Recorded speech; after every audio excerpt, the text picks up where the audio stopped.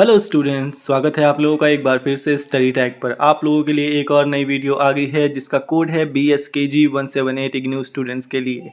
और अगर आप लोगों को इस वीडियो की PDF बिल्कुल फ्री में चाहिए तो वीडियो को एंड तक ज़रूर देखें। तो बिना किसी देरी के इस वीडियो को स्टार्ट करते हैं। ये है इकाई 1 नगर सभा रामायण व महाभारत में पौर जनपदों की भूमिका। सबसे पहला है उद्देश्य। इस इकाई का मुख्य उद्देश्य यह समझना है कि प्राचीन भारतीय महाकाव्यों रामायण और महाभारत में नगर सभा पौर और जनपद की क्या भूमिका थी। इन महाकाव्यों के माध्यम से हम ये जान पाते हैं कि उस समय की शासन व्यवस्था किस प्रकार थी, जन सामान्य की सहभागिता कितनी थी और राजा केवल सर्वोच्च सत्ता नहीं था बल्कि उसे जनमानस की राय, विश्वास और समर्थन की आवश्यकता थी।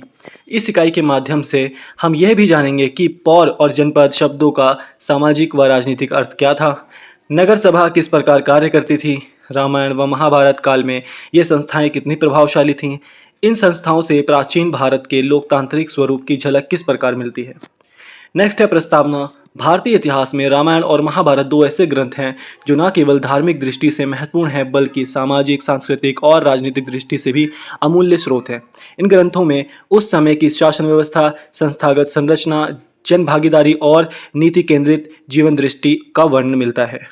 नगर सभा शब्द से उस संस्था की ओर संकेत मिलता है जहां राजा या शासक वर्ग नगरवासियों और ग्रामीण प्रतिनिधियों के साथ मिलकर किसी महत्वपूर्ण निर्णय पर विचार करता था। यह सभा उस समय की प्रारंभिक लोकतांत्रिक चेतना को दर्शाती थी।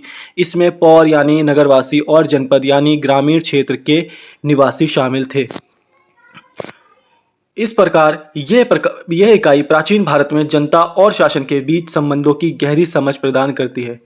तो आपको समझ में आ गया कि पौर का मतलब क्या है। पौर का मतलब है नगरवासी और जनपद का मतलब है ग्रामीण क्षेत्र। तो नगर सभा नेक्स्ट है। प्राचीन भारत में शासन व्यवस्था पूर्णतः एक पक्षीय या निरंकुश नहीं थी। राजा के पास अधिकार अवश्य थे, लेकिन वह जनमत, धर्म, नीति और परामर्श के अधीन कार्य करता था। नगर सभा एक ऐसी संस्था थी जो राजा को सलाह देती थी, आलोचना करती थी और जनता की भावनाओं को व्यक्त करती थी। नगर सभा का आयोजन सामान्यतः निम्नलिखित कारणों से होता था।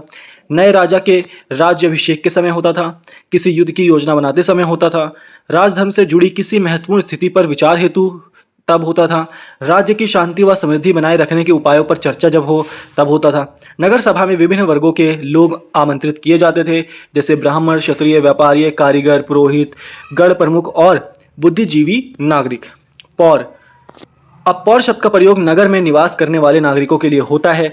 ये प्रबुद्ध, शिक्षित और राजनीतिक रूप से सजग लोग होते थे। ये नगर की सामाजिक, आर्थिक और सांस्कृतिक गतिविधियों में भाग लेते थे। पौर की भूमिका क्या है। राजा को शुभ अशुभ संकेतों की सूचना देना, नीति और व्यवस्था के प्रश्नों पर राय देना, संकट या आपदा के समय शासक को सुझाव देना, धार्मिक उत्सवों और सामाजिक क्रियाकलापों में भाग लेना, क्योंकि ये पढ़े लिखे होते थे। पौर वर्ग में व्यापारी, कारीगर, पुरोहित, योद्धा, अधिकारी और बुद्धिजीवी शामिल होते थे। पौरजन नगर सभा में बैठकर शासन के कार्यों पर विमर्श करते थे, जिससे यह स्पष्ट होता था कि प्रशासन केवल राजा तक सीमित नहीं था। नेक्स्ट है जनपद। जनपद शब्द से तात्पर्य ग्रामीण क्षेत्रों के निवासी से हैं जो नगर के बाहर खेतों, गांवों और छोटे कस्बों में रहते थे। जनपदवासी राज्य के आर्थिक नींव होते थे। वे कृषि, पशुपालन, हथकरघा और अन्य शिल्पों से राज्य को आत्मनिर्भर बनाते थे। जनपदों की भूमिका क्या थी। राज्य की अर्थव्यवस्था को मजबूत करना, सेना में जनशक्ति उपलब्ध कराना, प्राकृतिक संसाधनों की रक्षा करना, सामाजिक समरसता बनाए रखना, जो सामाजिक शांति होती है उसको बनाए रखना। जनपद प्रतिनिधियों को नगर सभा में आमंत्रित किया जाता था। ये व्यवस्था दिखाई है कि ग्रामीण समाज की राय भी शासन के निर्णयों में महत्व रखती है। तो पौर जो थे पढ़े लिखे थे और जनपद जिनमें थे ग्रामीण समाज।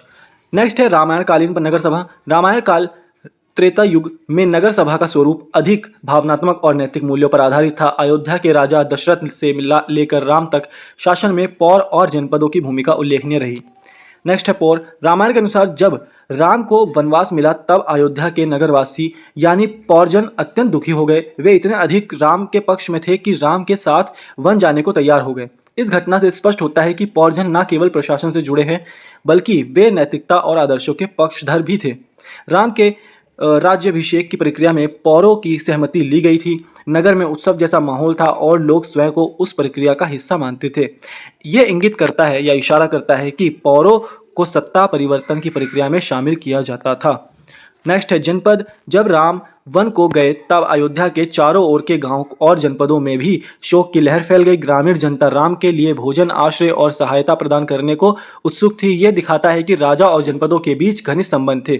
राम के राज्य में जनपदों की आर्थिक, सामाजिक और धार्मिक भूमिका थी। अरण्यकांड में वनवासियों और जनपद वासियों से राम का संवाद परस्पर सम्मान और सहयोग का परिचायक है। नेक्स्ट है महाभारत कालीन नगर सभा। महाभारत काल द्वापर युग में नगर सभा और अधिक व्यवस्थित और राजनीतिक रूप से शक्तिशाली हो चुकी थी। सभा में मंत्रियों, सामंतों, विद्वानों और पौरों के साथ साथ जनपदों के प्रतिनिधि भी उपस्थित होते थे। नेक्स्ट है पौर। महाभारत में सभा की विस्तृत व्याख्या है। उदाहरण के लिए युधिष्ठिर का राजसूय यज्ञ, जिसमें सभा में सभी नगरवासी और गणमान्य व्यक्तियों को बुलाया गया था। द्रौपदी चिरहरण का प्रसंग दर्शाता है कि पौरजन और सभा में उपस्थित सदस्य न्याय और धर्म की उपेक्षा पर मौन थे, जो उनकी नैतिक जिम्मेदारी की विफलता को दिखाता है। इसके विपरीत विराटनगर की सभा में जब कीचक के अत्याचारों पर विचार हुआ, तब वहां के परियोजन सक्रिय होकर कार्रवाई करने की बात करते हैं। यह उनकी साहसी भूमिका को दर्शाता है। किसके बारे में बात हो रही है? पौर के बारे में। नेक्स्ट है जनपद। महाभारत युद्ध से पहले और बाद में जनपदों का राजनीतिक उपयोग देखा जाता है। युद्ध के लिए सेनाओं गांवों से जुटाई गई। युद्ध की पश्चात युधिष्ठिर ने विभिन्न जनपदों की प्रतिनिधियों से सलाह की ली कि राज्य का पुनर्गठन कैसे किया जाए। यह दिखाता है कि केवल नगरवासी ही नहीं बल्कि ग्रामीण समाज की भी राज्य के निर्णय में भागीदारी रखते थे। लास्ट है सारांश। इस इकाई से स्पष्ट होता है कि रामायण और महाभारत दोनों कालों में नगर सभा केवल औपचारिक संस्था नहीं थी, बल्कि वह शासन व्यवस्था की जन्ममुखी जड़ थी। पौर और जनपद दोनों की सहभागिता, परामर्श, विरोध, समर्थन और नैतिक चेतना यह दर्शाती है कि प्राचीन भारत में शासन प्रणाली केवल राजा तक सीमित नहीं थी, बल्कि वह समाज के विभिन्न वर्गों की सहभागिता पर आधारित थी। रामायण काल में नगर सभा भावनात्मक और नैतिक मूल्यों से प्रेरित थी, जबकि महाभारत काल में यह राजनीतिक और संस्थागत रूप से अधिक विकसित हो चुकी थी। इस प्रकार नगर सभा, पौर और जनपद जैसे शब्द प्राचीन भारतीय लोकतांत्रिक प्रणाली की जड़ें दिखाते हैं। ये संस्थाएं केवल इतिहास की घटना नहीं, बल्कि भारतीय राजनीति की गहराई को दर्शाती है, जो आधुनिक लोकतांत्रिक की नींव में भी परिलक्षित होती है। तो आई होप आप लोगों को वीडियो समझ में आई होगी। कोई डाउट है तो कमेंट सेक्शन में बता सकते हैं। ये वीडियो आपके जो यूनिट है उसको समझाने के लिए बनाई गई है। इसे आप और लॉन्ग भी कर सकते हैं, जिस तरह से क्वेश्चन पूछे जाएं उस तरीके से क्वेश्चन आप बना सकते हैं। ये वीडियो सिर्फ आपको समझाने के लिए कि इस यूनिट में एक्चुअली में कहा क्या गया है।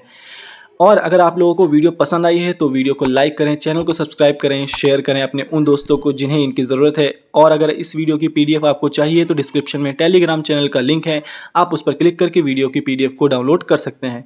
मिलते हैं अगली वीडियो में, तब तक के लिए अलविदा।